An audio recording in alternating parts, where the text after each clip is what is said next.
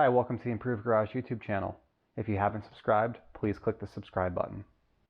Alright, so we unboxed our rack and our PDU that's going in it. Our surge protector that's going in it.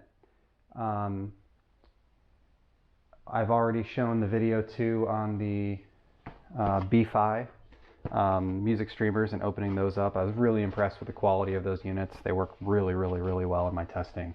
So pretty happy about that. The next thing that we'll unbox is the Monoprice amplifier. So this is a rack mount amplifier that's going to go inside the rack, inside the shed, and this is going to run a pair of speakers. So the product is a Monoprice Unity 200 watt bridgeable power amp. I'll link to it in the description. And it is a 1U height, but it only takes up half of a rack space. So here's what it looks like in the box. And there's a bunch of stuff in here. It comes in this kind of nondescript white box. There are these. Another owner's manual for the stack of owner's manuals.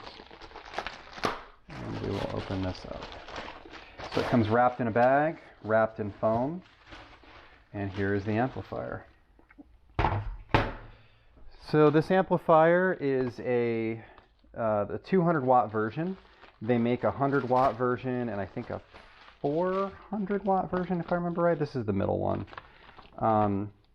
It does 100 watts per channel into 8 ohms. It does 125 per channel into 4 ohms or 225 bridged into a single 8 ohm load. Supports 4 ohms in stereo mode or 8 ohms in bridged mode. So the amplifier itself. Here's the front of it. It's got a nice brushed aluminum face, black chassis. There's a bunch of mounting holes on the side. On the back, we have our line ins and outs that are RCAs. So you got stereo ins, and then this could go out to daisy chain another amplifier. So let's say you wanted to run, 2, 3, 4 pair of speakers. You can get multiple of these and go from one to another to another. Or you can have them all have independent sources, depending on what your desire was.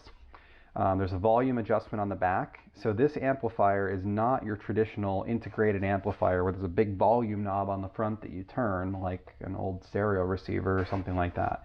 This is meant to be a mounted distributed amplifier. And the way that you adjust volume is by changing the volume of the source that's feeding into it. So in this case, our audio engine B-Fi is going to be adjusting the volume of our output. We have choices for our output selection. We can either bridge it. We can do 8 ohm speakers or 4 ohm speakers. They give us choices there. The recommendation would be if you're running 6 ohm speakers that you choose 4 ohm instead of 8 ohm because more resistance is always okay, but less resistance isn't. There's a trigger in and a trigger out, so if you have something driving this that has a 12 volt trigger to automatically turn this on, it can do that. But this also has the ability to turn on from signal sensing, so that you'll see that there's a power on, which means if it's plugged in, it's on. That's it. Simple. If power is on, power is on. But then there's also an auto, which will sense signal coming into it from these RCAs, and it will automatically turn on, and when music isn't played for a certain length of time, it'll automatically shut off. And in my experience, it works pretty well on these amplifiers. Then there's also a trigger, so if you have an external source that can trigger it, let's say you had like an Onkyo receiver, a Denon receiver, or a Yamaha receiver, they have a 12 volt trigger out that you can run into this and into the other amplifiers and power everything. It uses these Phoenix type connectors to 4-pin connector. There's little set screws on the back to connect your wire to it and tighten it down, and then these just kind of plug right in, and it's got a standard 3-pin, it's I think a C15 is the name of that connector. It's pretty standard in the computer industry. Most power supplies, most monitors, most printers use the same type of power connector, and that's pretty standard. This amplifier will accept anything from 100 to 240 volts. So if you were in Europe or in another country or you wanted to use 240 volts, you can get a power cord that has this connector on the one end, and it has the standard 240 volt connector on the other end. In this case, it ships with the 120 volt connector in the box. We'll get this plugged in. We'll power it on. Okay, so it went into standby mode because I have, and then it just turned on. Perfect. And we'll give it a minute. I'm sure it'll go back to standby mode because there is no audio source playing any sort of music. There are rack rails included in the kit. So you'll see that there's a long rail, and then there are two short rails that are identical, just like that. And then there are some screws. These Phillips screws.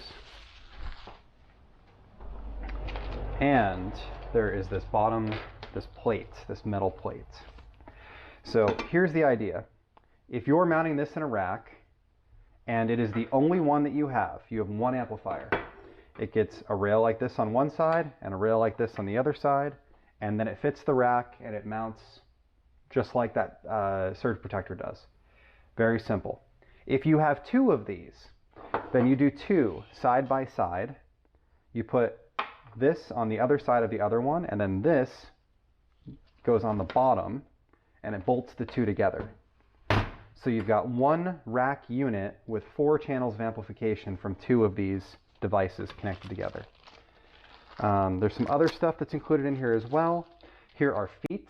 So the feet can go on the bottom of this. So let's say I don't want to mount it in a rack. I just want to set it on my top of my receiver or set it in a cabinet somewhere. There are rubber feet that can stick to the bottom of it. Normally you don't put those on if you're mounting it in a rack because it makes it taller than what the rack unit allows it to be. And then on the back there's also this really cool, this is a cable retainer. So you stick this in this hole and you stick this in that hole and you fold it down, and it actually snaps into this and makes it so this can't pull out. It can pull out, but it's just a lot harder to. It just makes it so it doesn't accidentally get pulled out when you're, if you're in the back of a rack and you're messing around with it here and there, that could, of course, accidentally happen. So let's grab our screwdriver. In this case, we will mount this here.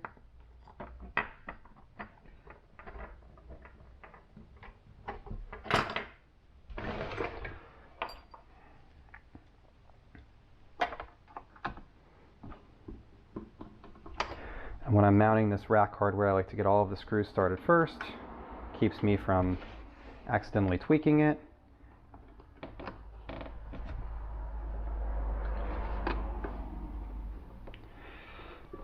I tend to not use power tools with this because you end up with stripped screws and it has a poor appearance, like you don't know what you're doing.